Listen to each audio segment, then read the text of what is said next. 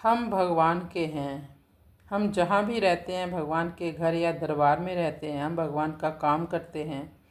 हम भगवान का प्रसाद यानी शुद्ध सात्विक भोजन पाते हैं। हम भगवान के दिए प्रसाद यानी उसकी कमाई से भगवान के जनों की सेवा करते हैं।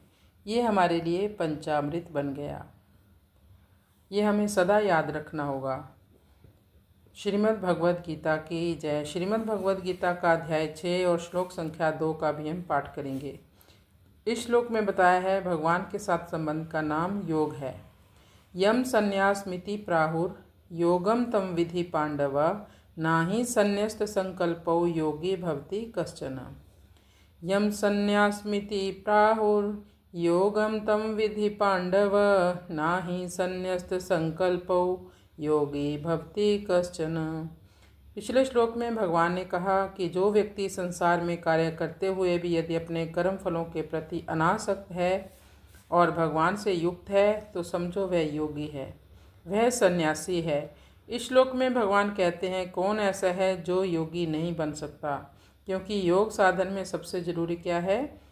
सबसे ज़रूरी है विषय भोगों के प्रति अनासक्ति। चाहे कोई भी योग हो, चाहे कर्म योग हो, चाहे ध्यान योग हो या ज्ञान योग या भक्ति योग। योग के साधन भगवान कहते हैं यम संन्यासम इति प्राहुर।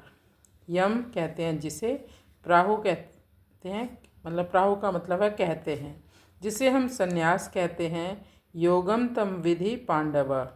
अर्जुन का एक और नाम पांडव भी है क्योंकि वो पांडुपुत्र हैं। भगवान कहते हैं हे पांडुपुत्र, जिसे संन्यास कहा जाता है उसे ही तुम योग जानो। ना ही संन्यस्त संकल्पो। यहाँ पर संधि है क्योंकि एक्चुअली यहाँ दो शब्द हैं, असन्यस्त और संन्यस्त।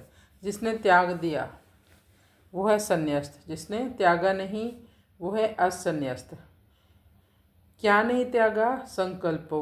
किसका संकल्प? संसार में सुखी होने का संकल्प, यानी इंद्रियों के विषयों की आसक्ति अभी भी उसके मन में बनी हुई है। अभी भी वो योजना बना रहा है कि मैं संसार में सुखी हो सकता हूँ। जो आध्यात्मिक मार्ग में चलने वाले पथिक हैं, भगवान के मार्ग में चलने वाले पथिक हैं, उन्हें ऐसे संकल्पों से मुक्त होना बहुत ज़रूरी है। योगी ना भवति कश्चन। ऐसा व्यक्ति चाहे कोई भी हो, योगी नहीं बन सकता। जैसे मानो कोई व्यक्ति है, उसने अपनी बुद्धि का उपयोग संस्कृत के श्लोकों को याद करने में लगा दिया, भगवान की सेवा भी करता है, फूल चुनकर भी लाएगा, हार भी बनाता है प्रभु के लिए, लेकिन मन में अभी भी घर का ही चिंतन चल रहा है। घर कैसे बनेगा, चढ़ावा मंदिर में कितना आएगा, संसार में ही फंसा हुआ है। तो ऐसा व्यक्ति चाहे कितना भी बाहर से भगवान की सेवा में युक्त क्यों ना हो जाए, सच में वो भगवान की सेवा नहीं कर रहा।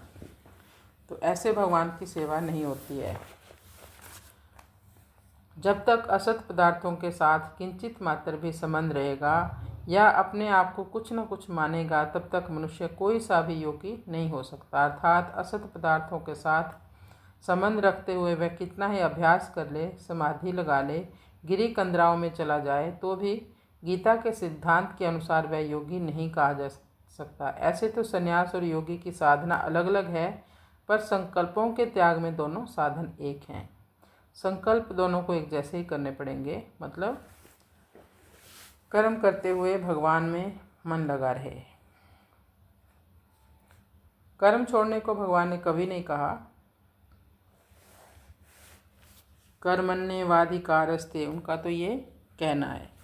तो कृष्णाय वासुदेवाय हरये परमात्मने प्रणतक्लेशनाशाय गोविंदाय नमो नमः। चिंटी से लेकर ब्रह्मलोक तक संपूर्ण संसार कर्म फल है। संसार का स्वरूप है वस्तु, व्यक्ति और क्रिया। वस्तु मात्र की प्राप्ति और अप्राप्ति होती है, व्यक्ति मात्र का संयोग और वियोग होता है।